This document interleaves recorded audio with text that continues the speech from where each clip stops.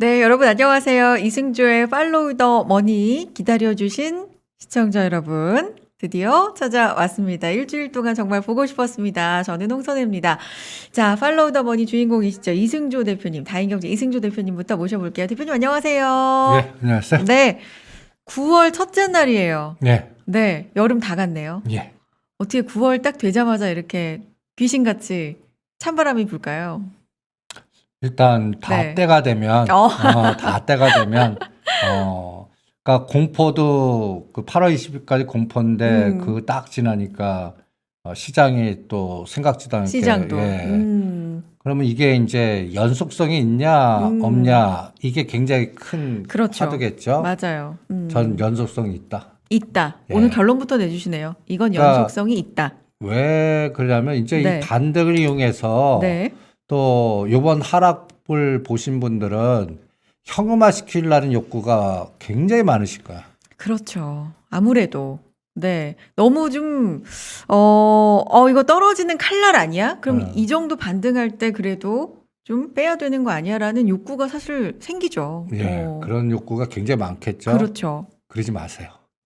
결론은? 네, 결론은 그러지 마세요. 왜냐면 제가 판단하기에는 이 블랙록의 전략이 스위칭이 돼 갖고 네. 이 기계가 움직일 때는요. 기계는 인간이 아니에요. 우리가 자꾸 착각을 하는 게 있어요. 인간은 해석을 자꾸 하잖아요. 그렇죠. 분석, 해석. 분석도 하고 맞아요. 해석도 하고 심지어는 그 연준의 그 문구까지도 왜 그렇죠. 이런 문구가 들어왔느냐. 근데 기계는 그냥 어떤 로직을 걸어놓고 단추를 누르면 지네들이 알아서 어느 기간 동안 에너지가 소멸되기 전까지는 돈만 자꾸 유입되면 계속 움직이는 그런 맞아요. 속성이 있거든요. 네. 이 그림부터 한번 보시죠. 좋습니다. 네. 9월 1일 날 오늘 네. 아침에 이제 제가 여러분들 딴 거 보지 말고 EWY ETF하고 EM ETF만 계속 보라고 그러지 않았습니까? 네. 이게 그 ETF 관련된 상품의 그 9월 1일 새벽에 끝난 매트릭스인데 딱 보시죠. 이게 녹색이 얘네들이 상승한 건데 전체적으로 EWI, EM, 이머징 마켓이 아주 녹색으로 그냥 딱 그래요. 눈에 띄죠. 네. 이 에너지가 벌써 네. 이제 저는 기계가 작동했다고 생각하는데 제가 선을 빨간 선을 거놉니다. 네. 요게 이제 급락의 변곡점이 이제 우리나라로 날짜를 보면 이제 8월 5일이에요. 8월 5일. 그러니까 이때가 삼성전자가 83,000원이고 그다음에 또 선물은 435 정도 되고 이게 급락을 했거든요. 그때 글로벌 시장으로 보면 뭐 홍콩 뭐 이런 데도 홍콩도 그렇죠. 그렇고 그러니까 네. 홍콩은 더 그렇죠. 많이 급락을 네. 했죠. 저는 요 선까지는 기계가 그대로 작동을 할까 대충 90에서 92불까지는 그 때린 거의 에너지가 간단히 얘기해서 작용 반작용으로 그 합성된 게 풀리면서 그동안 때렸던 게 그대로 사지는 청산매매가 나온다고 생각하시면 될 것 같아요. 그러면 저 선 위로도 가능해요? 그건 아직 모르겠어요. 그건 아직. 그거는 이제 다른 이게 이제 대충 저는 10월 달까지 봐요. 10월이요. 예. 10월 달까지. 그러니까 EWY 그래프랑 EM 그래프는 조금 더 강력한 에너지가 나와야 가능해요. 네. 여기는 이제 중국과 연동되어 여기가 1등이 TSMC가 대만. 네. 그다음에 텐센트 알리바바니까 또 중국. 네. 특히 홍콩 쪽. 네. 그러니까 여기는 좀 에너지가 다른데 그래도 지금 보시면 49불까지 빠졌다가 지금 52불까지 네. 왔거든요. 네. 이게 붕괴 그 중간 고점이 56불이니까 한 4불 정도 남았어요. 그렇죠. 4불. 요거 에너지가 돌파하려면 상해 증시가 거의 3,800에서 4,000을 가야 돼요. 아, 그 기준은 돌파 기준은요. 그러니까 그 에너지는 상해. 이게 네. 그러니까 지금 상해가 지금 3,500 한 5, 60이거든요. 네. 그러면 그 지수 인덱스로 3, 400이 올린다는 거는 지금 중국 하면 다 망가진다, 뭐 공동부여해 갖고 그냥 급락한다는데 그게 가능하겠어? 그 시나리오거든요. 이 부분이 저는 10월 달에 그 뭐라 그럴까? 내년도에 북경 올림픽이잖아요. 그러니까 이렇게 생각하는 거예요. 우리가 우리나라도 그 옛날 그 뭐라 그럴까? 국가 주도형 상승장이 한 번 있었습니다. 아, 지금처럼 어떤 민간 투자자 중심이 아니라 예. 국가 주도의 네, 상승장. 국가 네, 주도형 네, 네, 상승장. 네. 전 중국이 시진핑 공산당의 에너지를 키우기 위해서 국가 주도형 상승이 나와야 가능한 거예요. 10월. 그러니까 그때 확인 좀 하려고. 그러니까 뭘 확인하는데 그때 이제 G20 정상회담도 있고 그다음에 또 뭐 여러 가지의 그 플러스 마이너스 에너지가 있는데 네. 그때 이제 내년도 북경 올림픽을 모멘텀으로 그 시진핑이 그 정부가 그러니까 어떤 면에서 공산당이 네. 그 한쪽을 지금 계속 죽이고 있거든요. 그 뭐 게임, 엔터, 뭐 사례도 보면 그렇죠. 끔찍하지 않습니까? 네, 그쪽 네. 관련주들은 아주 그냥 박살나는데 반대로 이 롱의 에너지를 국가 주도형으로 에너지를 딱 줘서 렛츠고를 시켜버리면 이거는 이게 모자라는 상황이 나올 거라고요. 네. 그러니까 그게 이제 정책 주도형으로 하려고 그러면 금융이 움직여야 돼요. 그러니까 중국 관련된 뭐 공상은행이라든지 그래서 제가 딱 두 가지만 보려고 그래요. 중국 은행주하고 금융이니까 네, 은행주. 은행주하고 네. 그 다음에 두 번째는 기술주, 반도체 뭐 관련된 이런 것들을 딱 두 개를 그리고 또 그 5G 관련된 그러니까 왜 이렇게 보면 이 중국 시가총액 상위 종목들을 우리는 1등부터 30등 보시면 뭐 삼성전자 이렇게 쭉 나오지만 그렇죠. 중국은 1등이 귀지 못 해줍니다. 근데 요새 사치품으로 귀지 못 해주는 네. 박살이 됐잖아요. 그러면 대부분의 그 다음 단을 하는 게 은행이에요. 그러니까 은행 관련된 종목들 에너지를 그럼 시가총액을 올리는 전략이 나오는 거거든요. 그래서 은행주를 올리려고 그러면은 무슨 모멘텀이 있을까라는 거 할 때 거기가 금리 인상을 할 수는 없거든요. 그러면 뭔가 그 정책적으로 금융주를 끌어당길 수 있는 정책적인 무슨 서로 통폐합이든 M&A든 뭔가 새로운 떡을 주는 전략이 국가 주도형으로 나오는지 한번 볼 생각이에요. 그러려면 가장 중요한 게 이게 부동산 정책하고 연결돼 있어요. 부동산이요? 갑자기? 예. 어. 중국도 마찬가지예요. 어. 집 살려고 그러면 돈 안 들어가. 어. 그러니까 중국에 집을 A를 100을 한다면 네. 30%만 있으면 돼요. 이게 대출. 30%. 그러니까 네. 70%는 이제 네. 그 대출 네, 끼고 하는 네, 거란 말이에요. 네. 근데 그 30%도 1차 금융 말고 2차 금융하면 10%만 갖고도 살 수 있어요. 오. 실제는. 오. 그러니까 거의 뭐 이러한 부분에서 부동산이 지금 굉장히 심각한 그 뭔가 문제가 있는 걸 그래서 네.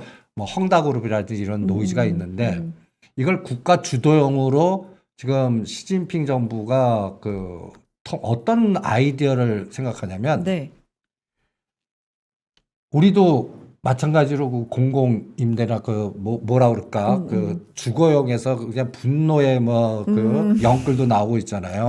영혼까지 예, 끌어서 예. 막 네. 예. 근데 이제 중국에서 전략은 이제 고급형 아파트는 통제를 하고 그 6억에서 7억 명에 되는 그러니까 한 달에 뭐 우리나라로 면 1,000위안에서 1,500위안밖에 보니까 우리나라 또 뭐 20만 원, 30만 원 갖고 네, 영위하는 네. 사람들이 편하게 살 수 있는 그 스마트 시티 내에 뭔가 그 국가 주도형 단지 주거용으로. 예. 네. 그 정말 프로젝트 서민들을 위한. 예. 그거를 이제 그 전략화 시켜 갖고 이제 시동을 거는 것 같아요. 그 샘플로 이제 그 벌써 움직이기 시작하는 도시가 있는 것 같아요. 이렇게 새로 짓는다는 거죠. 그러니까 고급형에서 지금 뭔가 그 부자들만 살 수 있는 건 오히려 때려 부셔요. 오히려 폭탄을 해서 싹 없애버리고 거기에 이제 새로운 그 주거용 단지 그러니까 우리나라로 보면 도시형 그 뭐랄까 오피스텔이라 그럴까 뭐 그런 임대 공공 임대 네네. 그런데 국가가 싸게 해줄 수 있는 그리고 금융기관을 끼는 거죠. 이것도 공동불원과 뭔가 연관이 되는 건가? 공동 부유하고 굉장히 네. 연관이 되죠. 오. 그러니까 어떤 면에서는 중상층을 키우면서 중상층이 살 수 있는 텃밭을 만들겠는데 그걸 국가 주도용으로 하겠다는 의지를 지금 보여는 거니까 거기도 마찬가지로 부자들이 다 갖고 있어요. 우리나라 비슷하게 또 부자들이 또 담보 잡고 대출하고 담보 잡고 해서 주로 한 채 갖고 있는 것보다 여러 채를 갖고 있는 분들이 많거든요. 부동산 부자. 부동산 네, 부자들 네, 네. 보시면 그게 다 금융기관하고 낀 거 아닙니까? 그러니까 이런 부분에 대한 전략적인 뭔가를 시도하려고 그러는 것 같아요. 공동 부유 전략에는. 네. 그런데 이게 어떤 상황이 나면 국가 주도형의 금융주 주가 가치 담보 가치 높이 게임하고 같이 연결된다면 이 지수는 급등을 해버리거든요.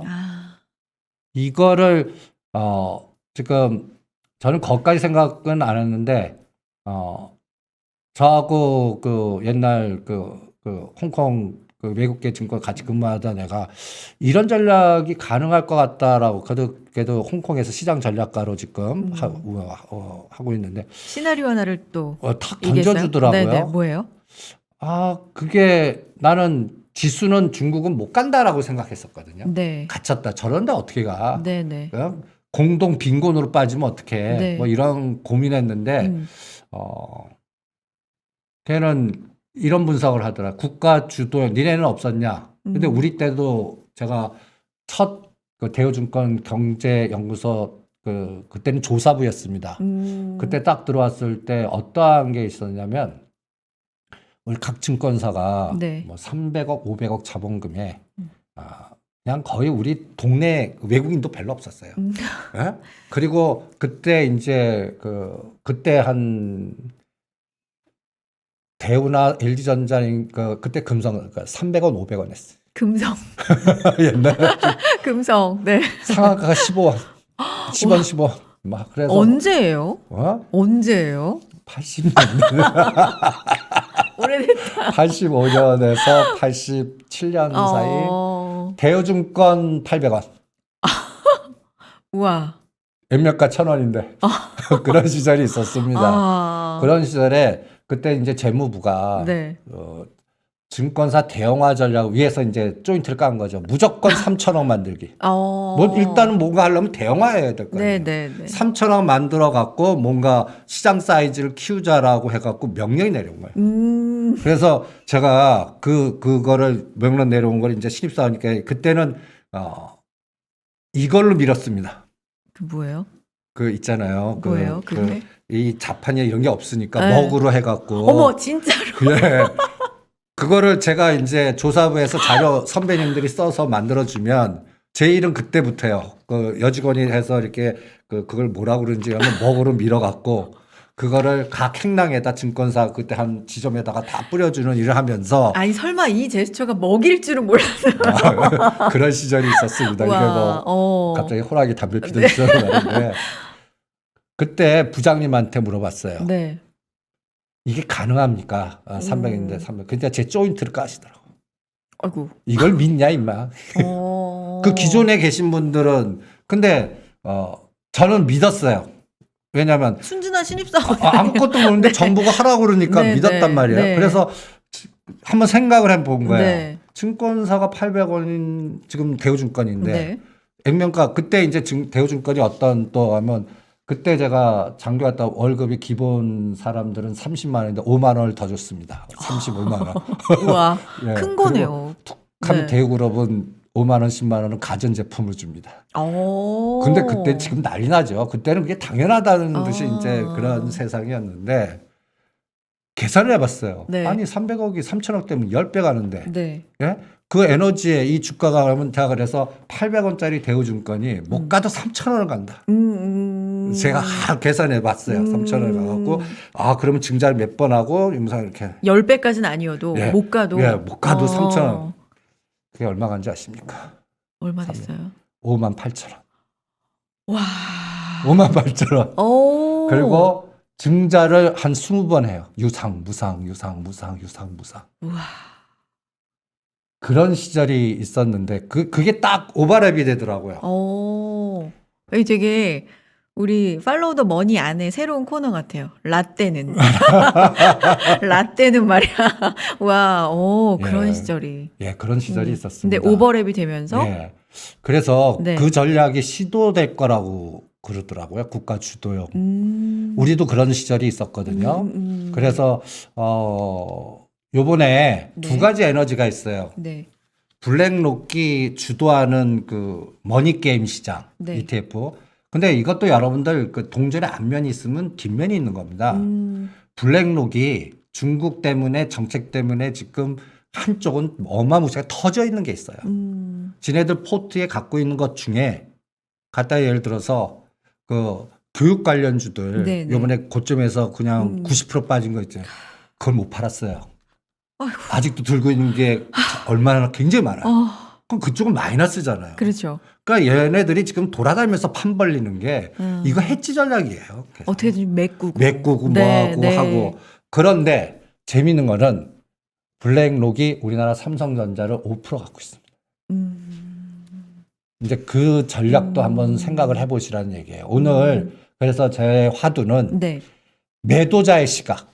매도자의 시각. 예, 그러니까 우리는 주식 투자자들은 주식을 사서 오르면 파는 이런데 학습된 그러니까 자연스럽게 이제 우리가 뭐 대차 빌려다 공매도 때리지도 못하고 그게 자유롭지 않으니까 또 파생 시장에서 물론 떨어지는 쪽에 여러 가지 선물 매도나 풋옵션도 있지만 그런 건 거의 전문가 수준의 이상을 아시는 분 얘기고 우리 그냥 순진한 일반 투자자는 주식은 사서 팔아야 되는 이런 매수자의 시장에서 훈련되고 그 사고로만 있단 말이에요. 그게 맞잖아요. 그래야 돈 벌잖아요. 예. 근데 이 헤지 펀드들이나 사모 펀드들이나 헤지 펀드. 대주주들은 매도자의 시각이에요. 그러니까 이 주가를 얼마만큼을 시장에 고가에 잘 팔아. 사모 펀드도 이제 그러니까 일반들 모르게 싸게 싹 걷어서 네. 이거를 주가를 높은 단가에 들어와 한 다음에 얼마나 잘 엑스트를 하냐. 엑스트 전략이 굉장히 중요하거든요. 주가 올리는 거는 실적으로 사모펀드나 뭐 작전 세계나 이럴 때는 그렇게 그 겁을 안 내요. 쉬워요.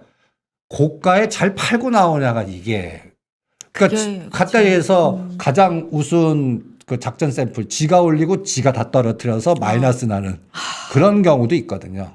그러니까 가장은 뭐예요? 고가에서 뭔가 일반 투자자의 눈에 뭐랄까 콩카풀을 씌우게 해갖고 막 들어오게 해갖고 이게 더 간다라고 보면서 뭔가 털고 나오면 성공하는 게임이거든요. 되게 슬픈 얘기지만 막 개미 털기 이런 얘기도 있잖아요. 이게 매도자의 시각이거든요. 그러니까. 근데 이 매도자의 시각이 네. 사모펀드나 헤지펀드는 이건 기본화되어 있는 거예요. 그리고 제가 외국계 증권사에 있을 때 제가 하던 일이 매도자를 대행해줘서 시장에 잘 파는 법인 파트. 네. 그래서 저희 수당은 이거를 고가에 300만 주, 500만 주 팔면 저한테는 성과급이 나와요. 그러면 이걸 어떻게 잘 팔지? 그러면 파는 거 보면 굉장히 어렵습니다. 여러분들 보면 예를 들어서 만 주, 2만 주, 10만 주 뭐 수준에 따르지만 이걸 300만 주, 500만 주 판다 한번 생각해 보세요. 어느 단가 이상. 그렇게 오도가 내려와요. 그 팔리나? 안 팔려요. 그 물량이 그니까. 그러니까 네. 그걸 팔리기 위해서는 어떤 상황이 나와야 돼요. 업황이 가장 좋거나 어떤 때는 언론을 이용합니다. 언론을 이용하거나 리포트를 콩카풀 쓰게끔 하는 데도 있습니다. 여러 전술이 있군요. 예. 그리고 또 가장 무서운 전략은 주가를 하기 전에 왕창 떨어뜨려요. 그러니까 내가 간단히 해서 계열사의 저축은행이라든지 뭐가 있거나 아니면 쪼개고 합치고 해요. 그래서 헷갈리게 만들어요. 분할을 시켜요. 네. 그래 놓고 어느 게 좋다, 어느 게 나쁘다 하면 막 헷갈리잖아요. 그렇죠. 예. 근데 좋다고 하는 쪽에 보다는 나쁘다는 쪽이 나중에는 큰 게임 만드는 거예요. 이런 작업도 많이 해요. 가격을 낮췄다가 네. 일부러. 그리고 쪼개기 전에 그 기업에 악재를 퍼뜨려요. 네. 뭐 빅베이스 하거나. 그래서 네, 놀래갖고 터져갖고 일반도 다 팔면 그때 싹 걷어갖고 이제 호재나 펄을 줘요. 펄이라는 건 진주인데 이제 뭐 수주에 왔습니다. 그거를 나중에 발표하는 거예요. 네. 그러면 실적 개선에 이렇게 해서 그게 주가가 올랐을 때 그때 팔아요. 아니, 그러니까 이런 전술을 개인 투자자가 어떻게 그걸 다 읽고 돈을 버는 쪽으로 가느냐. 그러니까 네. 여러분들이 이런 매수자의 시각보다 매도자의 시각을 갖고 있는 분들은 다 파워맨들입니다. 아, 그냥 그 잔챙이들이 아니에요. 뭐 음, 대주주거나 아니면 자산운용사 쪽 뭐 이런 음, 재치펀드 쪽 이런 사람들의 그 사고 방식이나 전략이나 전술을 아시는 게 네. 중요하다 제가 강조하는데 음, 제가 작년도에 그 9월 달에 그 9월 말에 10월 달 말이죠. 이 EM ETF를 계속 추적해서 그때가 2250대 이때하고 요번 8월 말하고 비슷했어요. 다 비관론이 팽배했었거든요. 네. 2250대 2000 깨고 뭔가 시장은 이제 그러니까 추세적으로 하락으로. 예, 추세하락 코로나 네. 이제 1400 받다가 네. 온다가 이제 추세 하락이에요. 음. 그게 2250에서 이렇게 3300까지 네. 온 거거든요. 그러니까 요번에도 이제 3000 깨니 안 깨니 난리 안 났습니까? 예? 그래서 3050에서 탁 돌아섰긴 했단 말이에요. 그때 그 ETF의 그 갖다 해서 요번에 전번에 미결제약적이나 그 합성 전략으로 이 EM ETF의 구성의 1등이 옛날에는 알리바바였어요. 작년에. 근데 이렇게 하면 어때요? 보면 EM ETF를 사요. 네. 근데 알리바바를 그러니까 EM ETF를 1000억 사요. 네. 알리바바를 1000억 때려요. 아, 그럼 어떻게 될까요? 이걸 동시에 오, 이렇게 해요? 진짜로? 그렇게 합니다. 이렇게 해버려요. 그러면 알리바바가 1등인데 EM ETF는 사고 개별 종목 알리바바는 때려버리면 비율이 있잖아요. 알리바바 개별적으로 참 때린 게 더 영향이 큰 거예요. 반대도 해요. 그리고 요것도 순서도 바꿔요. 순서라는 건? 알리바바 1등을 때려갖고 맨 밑으로 내려보내고 그 다음에 맨 밑에 있는 걸 위로 올려버리고 이거 운영자의 마음이죠. 그리고 여러분들이 갑자기 있던 게 싹 빠져나가요. 네. 요번에 타이거 BBIG ETF를 매일 하다 보면 그걸 SK 이노베이션이 어느 날 싹 없어져요. 한 있다가 그럼 뭐야? 이걸 빼갖고 대차 돌려서 다른 데에다가 공매 때리거나 이럴 수도 있어요. 운영자의 여러 가지 수법들이 많습니다. 그러니까 여러분들이 이런 매도자의 시각으로 볼 때는 네. 단순하게 한 면만 보면 안 돼요. 그래서 여러분들이 그 오늘의 화두는 제가 첫 번째 지금 아직도 이제 반등 때 매도자 시각이 지금 우위잖아요. 그렇죠. 이럴 때 대주주의 탐욕과 시진핑의 탐욕. 이분의 가장 최종 목표는 뭐예요? 장기 집권. 그렇죠. 그리고 뭐 또 국가적 사명이라면 우리 중산층을 위해서 중화민국의 이제 소강사회라는 그 10년 동안 권력을 유지하면서 소강사회라는 화두는 이제 완성했다라고 공표를 했거든요. 그러면서 다음 소강사회 다음으로 공동부유를 떠드는 거예요. 그럼 공동부유의 화두라면 앞으로 10년 더 해먹겠습니다라고 난 들리거든요. 공동부유라는 게. 그러면 뭔가 성과를 보여야 될 거 아니에요. 그 성과가 인덱스 싸움 같아요. 그래서 이번 10월 달이 그 지수로. G20 네. 정상회담이 있거든요. 네. 그리고 9월 달에는 UN 총회가 열려요. 네. 그래서 이걸 글로벌 매트릭스로 볼 때 저는 9월, 10월이 중국도 그렇고 우리나라도 그렇고 뭐 너무 거창할지 모르겠지만 대변혁의 시대. 그 정도로 예. 대변혁이라는 단어를 붙일 만큼. 예. 그러니까 이게 이제 그 파워맨, 우리 팔로우 더 머니, 그 의사결정권자의 파워가 그 제일 어마무시하고 그 의도대로 갈 때는 이게 상식에 의한 것보다는 그 에너지가 성공하냐 실패하냐 쪽으로 봐야 되는 것 같아요. 그래서 이거는 펀더멘탈 분석하면 안 돼. 이런 때에는요. 그럼 사람을 분석하거나 심리를 보거나 정부의 그래야 정책 방향성을 봐야 돼요. 정책 방향. 예. 그래서 요새 중국 보면 그 데이터 보안법 네. 그리고 이제 부동산도 뭐가 규제 나올 것 같아요. 왜냐면 뭔가 통제하는 쪽은 계속 통제해요. 요번에 이제 일주일에 3시간 동안 게임 이거 뭐 하지 말라는 거죠. 네. 그리고 텐센트나 텐센트 부틱도 이제 다 갖다 바치잖아요. 거의. 그렇죠. 이런 게 그들도 안다는 얘기예요. 음. 대들어봤자 더 심하거나. 그리고 이제 또 연예인으로 상징적인 분들을 다 우리나라 보면 거의 숙청하다시피 뭐 세금 때리고 막 이런. 그러면 이게 그렇죠. 일관성이냐? 그런 거 보면 참 신기해요. 분위기가. 예, 그럼 우리가 미국적 사고로 보면 저 나라 네. 방어해야 돼요. 음. 그죠? 저건 말도 안 되고. 뭐 저런 나라가 다 있어. 예, 뭐 이런. 예. 네. 죽이는 건 철저히 죽여버려. 그러니까요. 그러면 살리는 쪽은 그 에너지를 뺏어서 그거의 3배, 5배를 살린다는 얘기예요. 여기가 어마무시한 롱샷 전략이에요. 이거 어떻게 보면. 거기에 우리 대한민국이 어떻게 연결되냐가 또 중요한 것 같은데 우리가 내년에 또 선거의 시즌이 있으니까. 대선이 그래서 있죠. 제가 이 싸움이 얼마 가냐면 3년 봐요. 3년. 2024년. 항상 중요하게 말씀하시네요. 예, 항상 3년. 네. 그러니까 3년 동안은 그 중국이 죽이는 쪽은 하지 마세요. 중국이 예, 누르고 죽이는 거 죽이는 그쪽은 하지 마라. 하지 마라. 예, 아하. 우리 일반적으로 90% 빠지고 싶으니까 자율적 반등이 있겠지 않겠습니까? 그렇죠. 그래도 하지 말자. 왜 그러냐? 우리나라 기준으로 보면 그 뭐라 그럴까 늪에 빠지거나 3년간 빠진 다음에 옆으로 기거나 우리나라 개념으로 상패 개념. 그러니까 얘네들이 얼마나 무서우냐면 그냥 거래 정지시키고 이유도 안 얘기해요.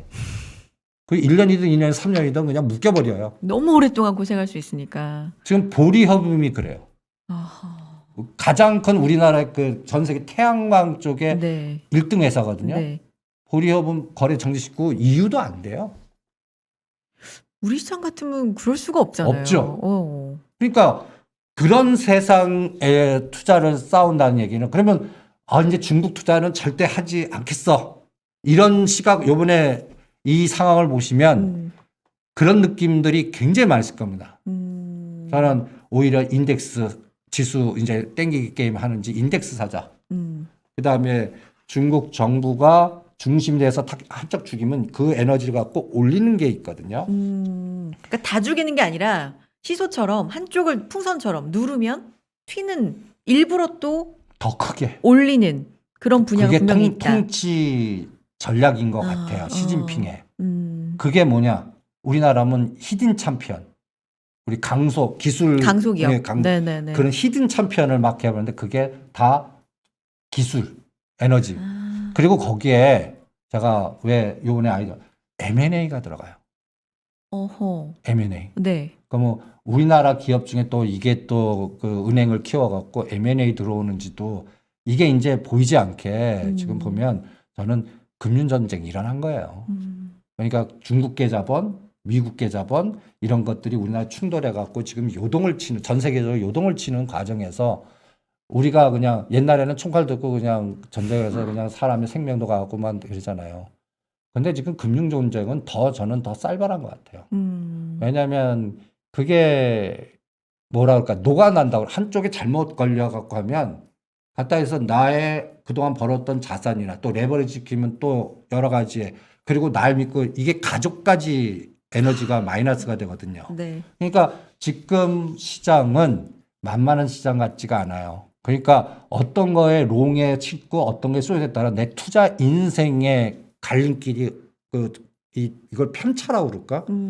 이게 어마무시할 것 같아요. 그럼 어떻게 보면 만만하지 않다, 어렵다. 근데 편차가 더 커질 것 같다. 어떤 분들한테는 기회일 수 있네요.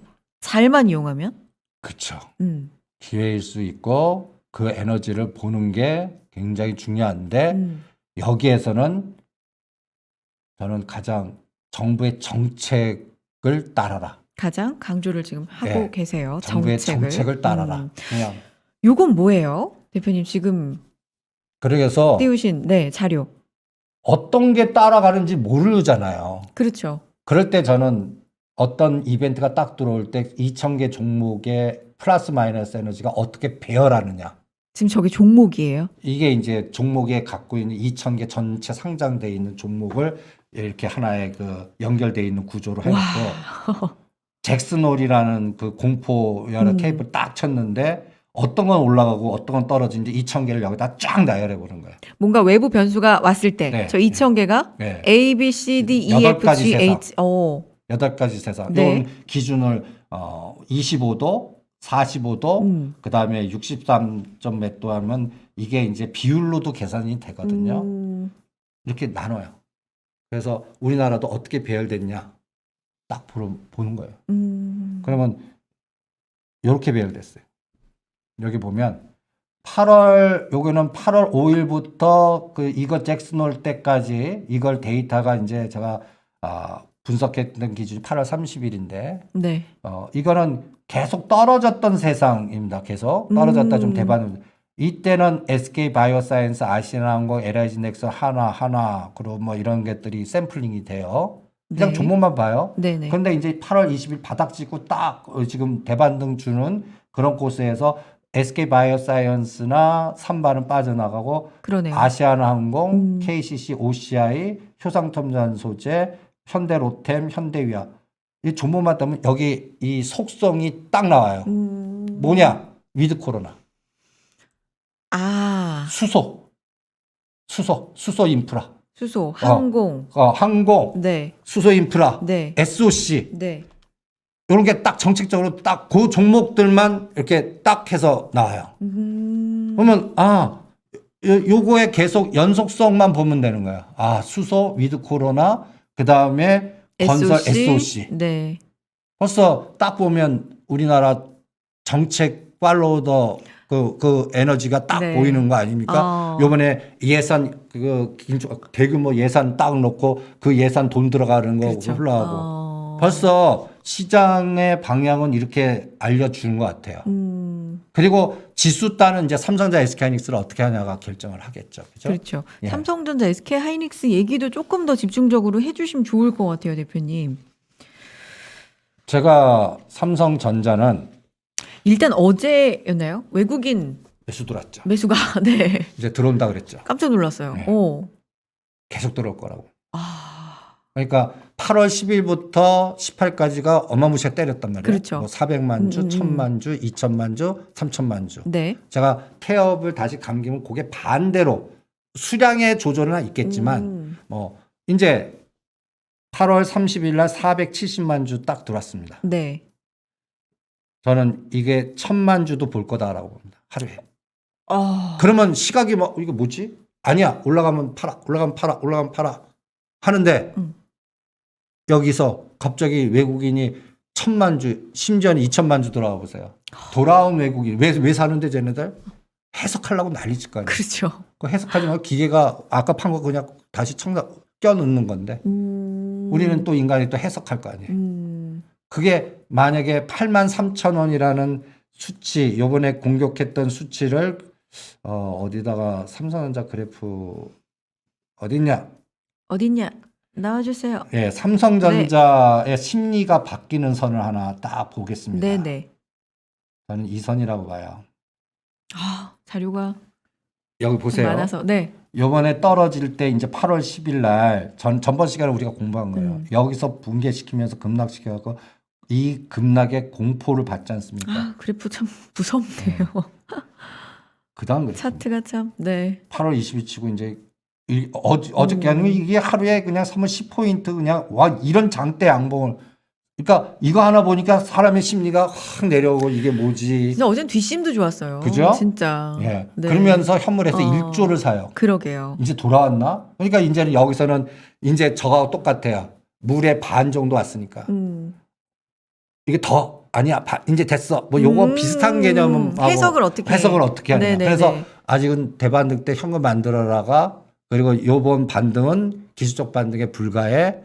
이런 해석으로 이제 하는 게 지금은 맞는 아주 굉장히 합리적인 사고예요. 네네. 예? 또 실전에서는 그렇게 유도하면서 하는 것 같은데 제가 첫 화두로 뭐라 그랬어요? 팔지 말고 이거 그대로 장난이 아닌 것 같다. 보유. 예. 왜? 공산당이 좀 눈이 이렇게 해서 그냥 내쓰고 직진을 하는 것 같다. 이게 성공 여부는 모르겠다. 근데 북경 올림픽 때까지는 일을 저지를 것 같다가 그쪽 아이디어를 보면서 느낀 첫 번째 아니고요. 그리고 두 번째는 이제 제가 그 홍콩계 쪽에서 부정적 네, 네, 그 네. 리포트 낼 때 그 제가 쟤네들 그 믿지 마라. 네. SK 하이닉스는 이제 터닝했습니다. 그 사기 시작해서 지금 계속 사거든요. 어제 삼성전자가 이제 매수가 들어온 겁니다. 그쵸. 그러면 이것도 이제 뭐 한 예를 들어서 연속 한 20일 동안 뭐 3조, 5조 사면 이게 뭐지? 뭔가 달리 해서 근데 그때쯤 이재용 부회장이 미국 가는 거야. 뭐 여러 가지 시나리오가 딱 나와요. 그러니까 미국 출장 가능성 여부 뭐 이런 얘기도 좀 나오잖아요. 지금은 뭐 갖고 움직여요? 폴더폰. 그렇죠. 폴더폰 막 팔려. 아주 잘 예. 나가더라고요. 그러니까 거기 관련된 KH바텍 그동안 네. 죽여놨던 세경 하이텍 막 그냥 날아가지 않습니까? 가장 중요한 게 아직은 시스템 반도체. 뭐 DB 하이텍이나 삼성전자 실질적으로. 그래서 삼성전자를 기준으로는 네. 여기 요거를 돌파해야 됩니다. 요 8월 5일 83,000원. 이 시작 83,000원에서 7만 이 만 원을 뺀 거에 네. 지금 이제 여기가 78,000원을 저항으로 보는 분들이 많거든요. 네. 선물 425, 종합주가지수 3,200이 저항이야. 다시 빠져. 그러면 이거를 커버하는 다른 세상에 오면 그럼 연속 외국인이 매수 들어오거나 아이고. 이재용 부회장이 미국 가서 뭔가 또 이상한 좋은 얘기가 소식을. 나오거나 네. 그다음에 저희가 전번 시간에 소설 쓴 거예요. 네. 시나리오 소설. 네. 뭐 쪼개고 미국의 합치고 뭐 이런 나스닥 거. 상장시켜갖고 네. 담보 가치 높여갖고 제가 다른 거 분석하지 말고 4월 말에 어떻게 2조 내나 세금 마련해야 네, 되니까. 대주주의 탐욕으로 보자. 그래서 나의 전략은 삼성전자 10만 원 만들어 놓고 담보 가치 높여갖고 받아서 2조 빼내고 세금 낸다. 아주 단순 무식한 전략을 저번에 소설같이 시나리오를 제시했잖아요. 맞아요. 그게 뉴스에 소설이 아니네 이렇게 나오고 그러니까 그 신기한 거예요. 소설이 아니네 이런 게 나오면 어떡할래? 그러니까 이재용 부회장 입장에서 지금 중국에 공장이 있어요. 네. 본인도 경영자 입장으로 미국과 중국의 싸움은 이게 1, 2년에 끝날 것 같지 않아요. 앞으로도 10년 계속 될 것 같고. 그러면 여기가 막히면 이쪽으로, 이쪽이 막히면 중국이 막히면 미국에서, 미국이 막히면 중국에서. 서로들은 또 여기에서 행사하는 거는 또 통제하고 뭐 또 무슨 뭐 보안법이니 뭐 국가수거법이니 뭐 여러 가지 법으로 딴지 걸 수 있잖아요. 네. 그런 부분을 어떻게 해요? 분산해놓고 또 자금 조달을 지금 가격대보다는 나스닥에 상장하면 저는 삼성전자는 이건 무조건 12만 원에서 15만 원 갑니다. 예. 그러니까 눌렀던 가치가 네. 거기서는 이제 재평가되면서 자금 조달도 할 수 있고 그러면 이거 한다 그러면 이게 분할 시나리오가 나와요. 그냥 나스닥에 상장시키지 않습니다. 분할시켜서 상장시키지. 그럼 삼성전자 분할 시나리오가 나거든요. 그러면 그거 분할했을 때 삼성전자 분할을 먼저 안 해요. 그럼요. 금융부터 먼저. 아, 그래서 전번에 항상 강조해 주시죠. 네. 못 봤던 분은 전번 우리 교수님 네. 팔로우 더 팔로우 더 머니 머니. 그거를 보시면서 네. 이 금융 시나리오 삼성생명 중심으로 그다음에 삼바가 우리가 소설같이 시나리오를 썼는데 이제 그 게임이 나왔지 않습니까? 그래서 이제 그게 스위칭 될 거다. 네. 그럼 어떻게 스위칭 되나 이런 걸 들여다보면서 체크하시는 게 어떻겠나. 그래서 저는 이번 에너지는 저는 우리가 합리적으로 분석하지 말자. 생각 좀 하지 말자.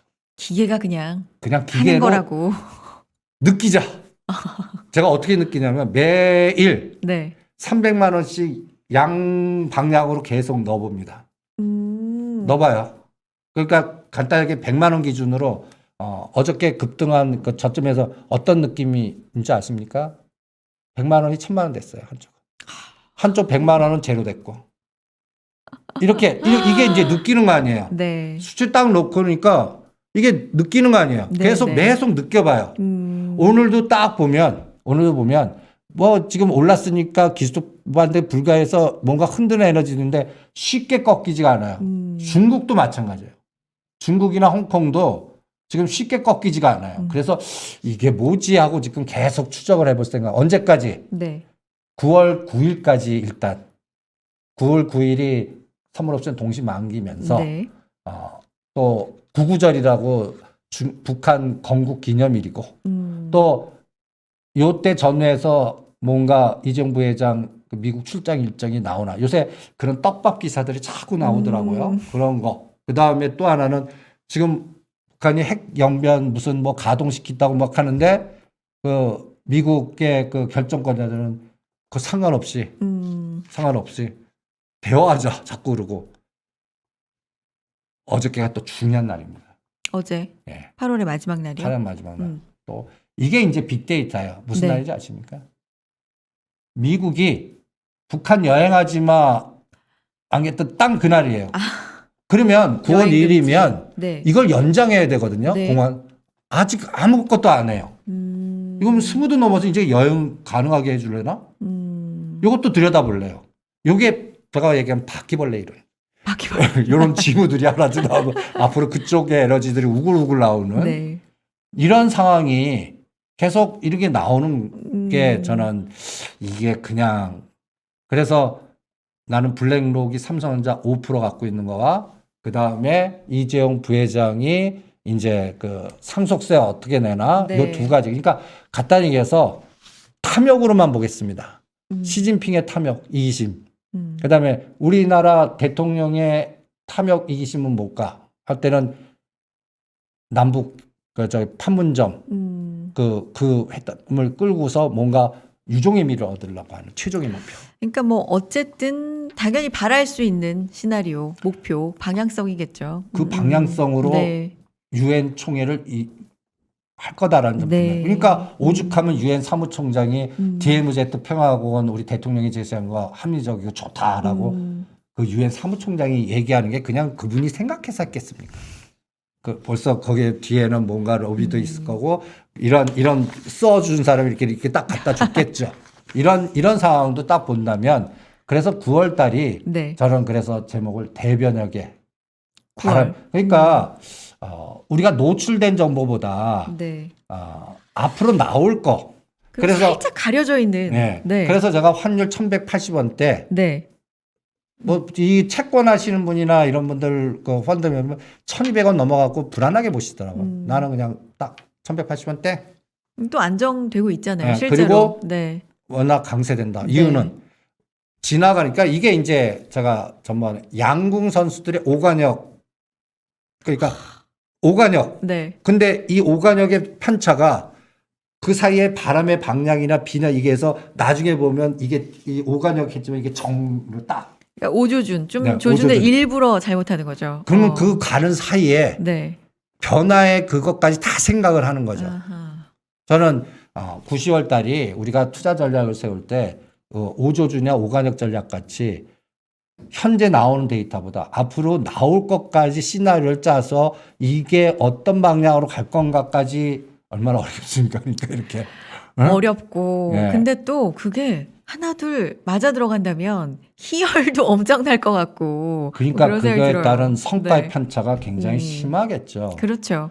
이런 상황을 저는 그 9, 10월 달을 생각을 합니다. 그래서 환율을 계속 볼 거고 그 다음에 삼성전자 SK하이닉스 움직일 때 그거 일 움직일 때 뒤에서 꼬리 흔들기가 그 옵션이나 위클리 옵션의 변동성이 더 엄청나게 클 겁니다. 불안하니까 그거를 계속 넣어보면서 느껴볼 거고 네. 그 다음에 저는 이 원달러가 요 7월 28일 날이 요 1157원입니다. 실환선. 네.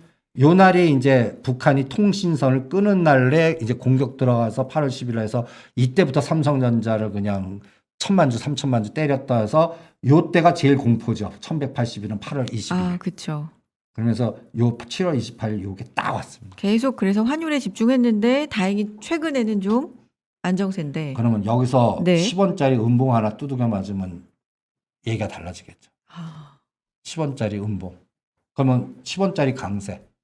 그게 이제 9월 9일까지 이게 오관역. 그렇게 만드는 뭐가 있을까? 그러면 컨트리 리스크를 제거할 수 있는 이제 북한 통신선 끄는 걸 다시 뚜뚜뚜 연결되거나 아니면 유엔 또 총회를 이용해서 뭐 우리 바이든 대통령과 우리 대통령의 회담 그리고 심지어는 4자 회담 그래서 종전산업까지 가면 그럼 얘가 다르죠. 스토리가 달라지는 거 아닙니까? 그러니까 근데 미국이나 지금 영변에 뭐 여러 가지 얘기 나와도 미국의 방향성이나 중개 방향성은 야 이제 휴전은 끝내자. 국제사회를 종전으로 하자. 이거는 서로 보이지 않는 합의로 가는 것 같아요. 북한도 그건 원하는 것 같고.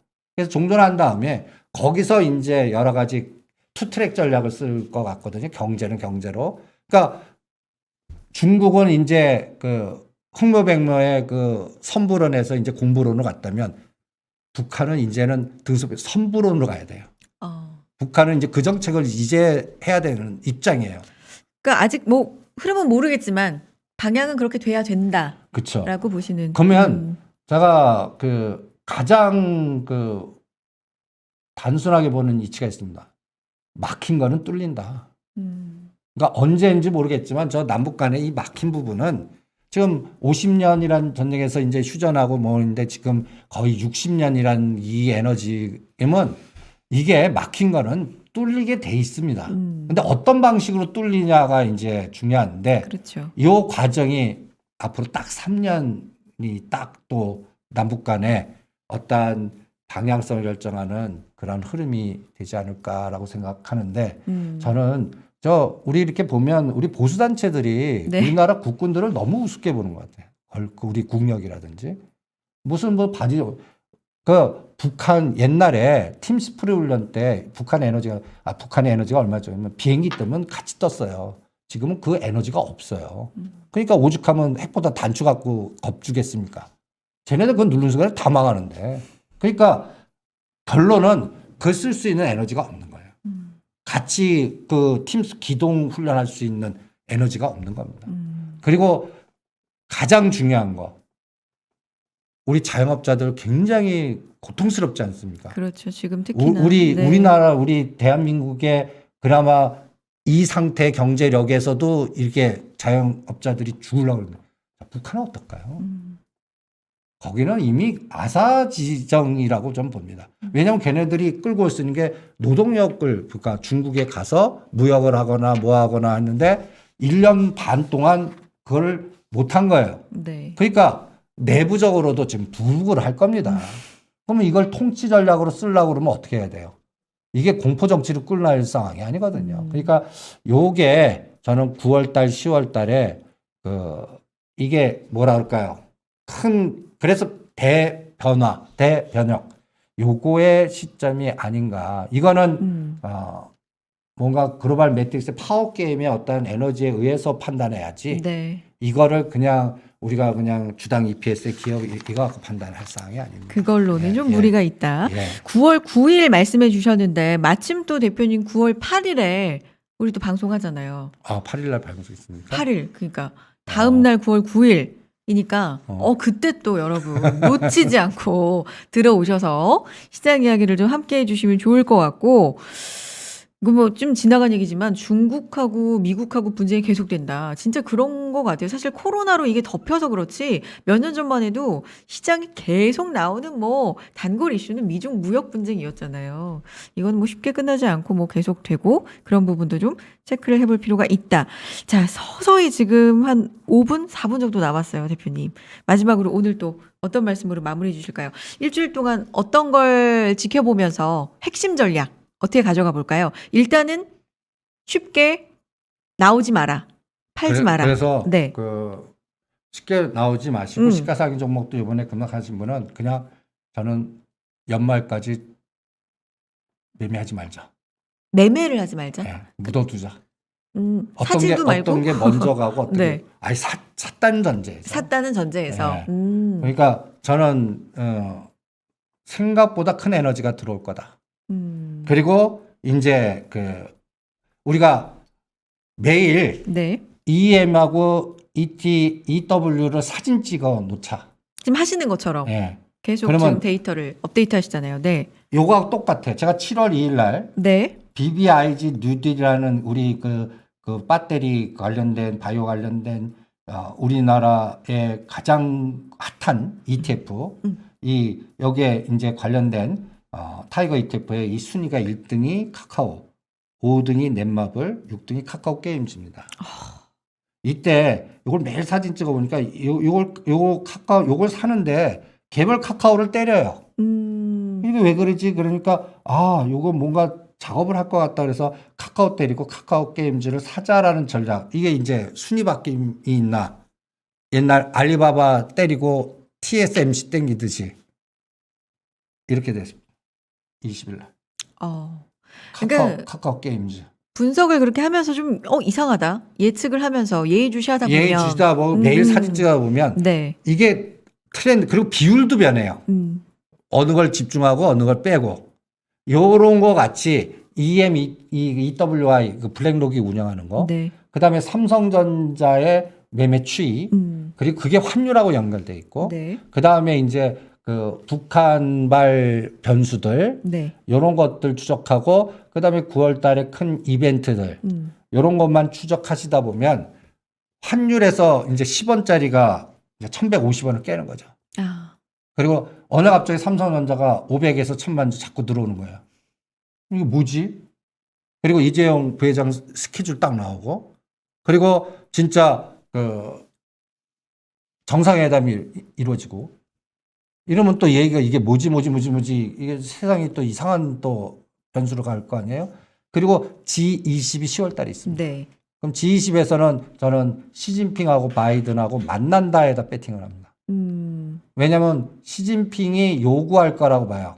G2 국가가 만나서 무언가 이야기를 왜냐하면 네. 지금 미국도 그렇고요. 여기서 더 공격적으로 하면 서로 다쳐요. 그러니까 시진핑 입장에서는 북경올림픽 때까지 좀 우리 좀 그러자. 뭐 이런 분위기가 나오나. 그래서 G20 간에 약간 그 휴전전선이 쫙 나오나. 그러면 바이든 대통령이 이제 내치에 집중하는 거죠.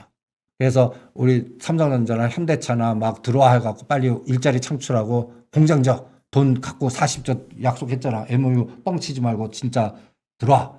이런 게 나오나. 아니 무슨 대표님은 항상 보고 오신 것처럼 말씀하세요. 아니 이제 그걸 생각을 해보는 거죠. 그 생각을 시나리오로. 예, 시나리오로. 네. 그다음에 우리 또 9월 요번 주말에 그 킨텍스 가실 분들 가보세요. 거기 가면 이제 수소 그 진짜 그냥 보는 거라. 지금 채팅창에도 수소 말씀 많이 해주고 계신데 수소 말씀해 주시네요. 정리해 주세요. 예. 네. 수소 가서 네. 현대차가 미래 지도를 수소를 어떻게 현대모비스나 현대차나 현대자동차나 현대로템이나 이거를 수소를 어떻게 만들고 어떻게 생산해서 어떻게 풀어나가자 그러고 자기네들만 힘이 아니라 왜 포스코 끌어들이고 SK 끌어들이는지가 그거 딱 가시면 딱 답이 나옵니다. 네. 그걸 보시면 이게 먹거리 그러니까 기존의 우리 구경제를 먹거리 살리기 위한 하나의 정책 방향성이구나. 그리고 이게 또 우리만이 아니라 유럽도 그렇고 네. 중국도 그렇고 이게 전 세계적인 트렌드구나. 그래서 다음 내년에 네. 하노바 메스라고 이 바닥에 현장 위주의 그 박사들끼리 만나는 그러니까 이벤트 컨퍼런스가 아니라 하노바 메스의 그 독일에서 열리는 장인들끼리 그러니까 규범을 만들고 미래의 어떠한 준거 기준을 만들어요. 그런 사람들이. 거기에 제목이 금년은 디지털 트랜스포메이션, 네. 빅데이터였는데 네, 네. 내년에는 뭔지 아십니까? 인더스트리얼 트랜스포메이션. 아예 산업 수소예요. 간에. 네. 넷째로. 그러니까 벌써 방향은 정해준 거예요. 그러니까 지금 눈에 보이는 건 저 수소 어떤 때는 사기야. 뭐 매출도 안 나와. 그거 보지 말고 미래 방향성. 킨텍스 가면 볼 수 있어요. 킨텍스 가면 현대차가 이거를 하려고 그러는 거구나. 그래서 여기에 관련된 밸류 체인이 이렇게 되구나. 일진 다이아, 왜 일진 하이 솔루션, 그다음에 세종호흡 거기에 들어가는 뭐 어떤 부품들들 그다음에 그걸 만드는 밸류의 그 중소기업들이 갔다 딱딱 오셨어요, 나오고. 대표님? 저는 이제 가봐야죠. 네. 그리고 가서 만나실 네. 수도 있겠네요, 우리 그리고 청취자분들, 어널리스트 시청자분들. 쪽에서 또 그거를 잘 분석한 또 유튜브 동영상 찾아보시면 네. 여러분들이 그런 것들을 미리 파악하실 수가 있습니다. 그래서 벌써 방향은 나온 것 같아요. 순서가 다를 뿐이고. 그리고 또 하나 마지막으로 네. SOC는 저는 대한민국 개조론입니다. 그러니까 한강변 중심으로. 그다음에 용산, 그러니까 여러분들 또 주말에 저 킨텍스 가기 싫으면 저 드래곤 호텔 저 꼭대기 가서 커피 한잔 하시죠. 예. 그럼 저 그 바로 보이는 그 포르쉐 뒤에 그 허벌판이 네. 용산 공작창인데 저게 어떻게 변할까? 음. 그리고 딱 원효대교 옆에 딱 보면 그 옛날 현대차 서비스 지금 공장 여기에 어떤 건물이 들어오고 현대 오토에버 현대 이 여기에 뭐가 들어올 건지 지금 서울시에 다 인가가 났습니다. 네. 시간. 아, 뭐 바쁘시네요. 우리 시청자분들. 그런 걸 보시면서 그렇죠. 미래 지도를 상상해 보는 거예요. 용산도 가시고 킨텍스도 가시고 수소 보고 SOC는 또 어떻게 변할까 상상도 해보고. 오세훈 시장의 머리에는 거기서부터 여의도까지 다 지하 이렇게 깔아서 저 인천까지 연결해. 뭐 옛날 한강 르네상스에 한이 있는지 그러실 생각이신 것 같아요. 일단 정책의 방향성 알겠습니다. 그래요. 이렇게 얘기를 들어보시는 것도 좋지만 실제로 뭐 주말에 좀 시간 나실 때 이런데 저런데 가봐서 산업에 대해서 좀 직접 보시고 아 이렇구나라고 느껴보시는 것도 좋을 것 같아요. 저도 가보고 싶네요.